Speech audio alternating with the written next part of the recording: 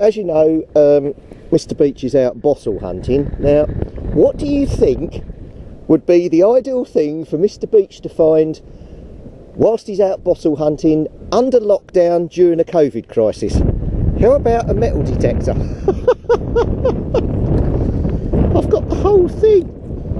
Jesus Christ. It's a sea scope one as well. I expect that's probably knackered being in the water, but I don't know, because these can be waterproofs. Right, I want to pop the printed circuit board out here, and there's 4 screws here that appear to be holding it in, so I can release the housing and see what's on the underside of the board. So let me quickly do that now, and we'll see what damage is on the underside. Okay, so I've got the screws undone. Let's lift this thing out.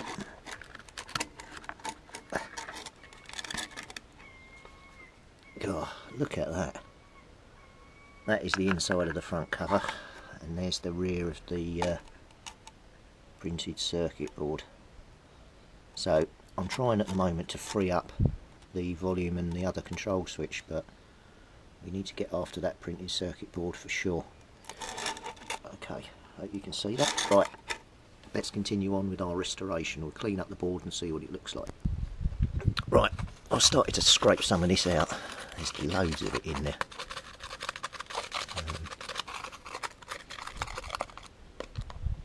It just goes onto the front. It would just be nice to get all this cleaned up, and then you can see what you're working with. But definitely suffered quite a bit of ingress of sand and stuff, so I think I'm going to have to go and get a little brush to get this off, because it's just not coming off.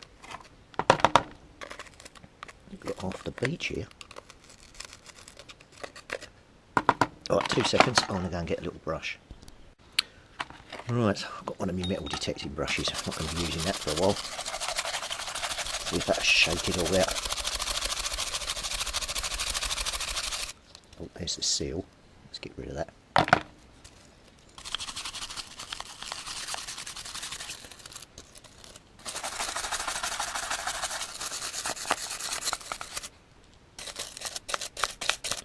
I've got a wire brush on it at the moment, because the logic is if this stuff's a bit dry, it'll shift it. It's not doing a bad old job actually.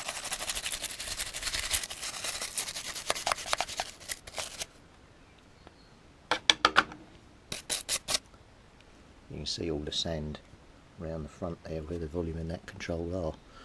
Right, let's try something a bit softer now. Get a paintbrush in there.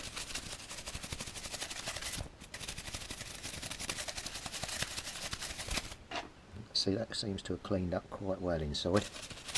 Still a few bits in the corner there, but looks like we've got most of it off. Then just give this front a going over.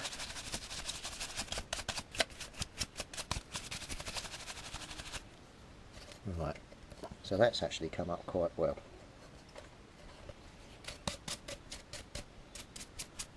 And as you can see, just from outside the back of the PCB, got all that sand, which I've just now tipped all over everything. Great. So we're going to attempt to clean the back of the PCB, get as much of this crap off as we can.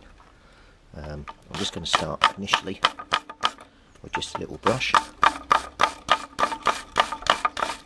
which seems to be doing quite well. And then we can see what we've got.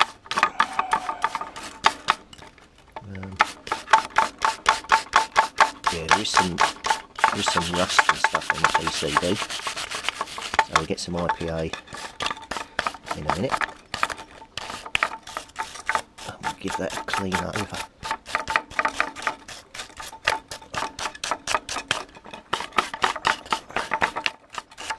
I've still got to try and loosen up these control pods. However, I have emailed a contact that I have at Seascope and asked how much a couple of replacement pots, a speaker and an earphone jack would be, just in case I need them, but I don't honestly know at the moment. So as you can see, PCB's not come up too bad.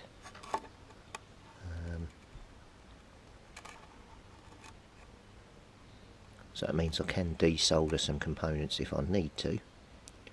I had a look up on the internet just out of interest. And these little ICs here are only about £1.59 each, so worst case I'll just replace them all. Right, let me go and get some IPA and we'll see what it cleans it up like. Okay, so here's my IPA. I only want to use a little bit, it goes a long, long way.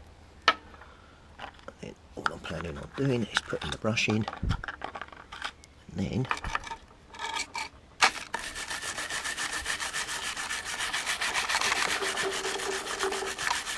giving it a bloody good going over.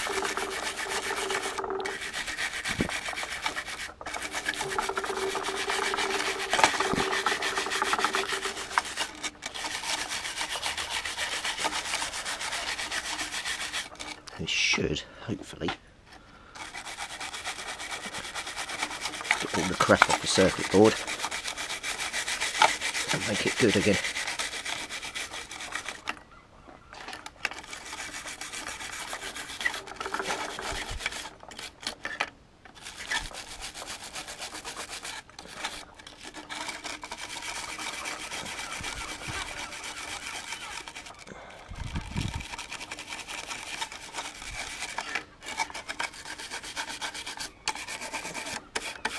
Right, let me just get a damp cloth, give that a bit of a rinse. As you can see, makes quite a difference, makes it look a lot better. I might do the other side yet as well. Okay, so that's not cleaned up too bad. But what I'm going to do now, pop out the little printed circuit board at the back and do the same thing on that. It's only 2 screws, so bear with me. Right, I couldn't get the PCB out because it's got the battery terminals on the back. But again, we clean that up and we clean that one up as well, so we're one stage further. So now we've got to see what we can do regarding getting this thing up and running. I still need to have a look at these volume controls because they are not moving at all. I think I'm probably going to end up having to replace them.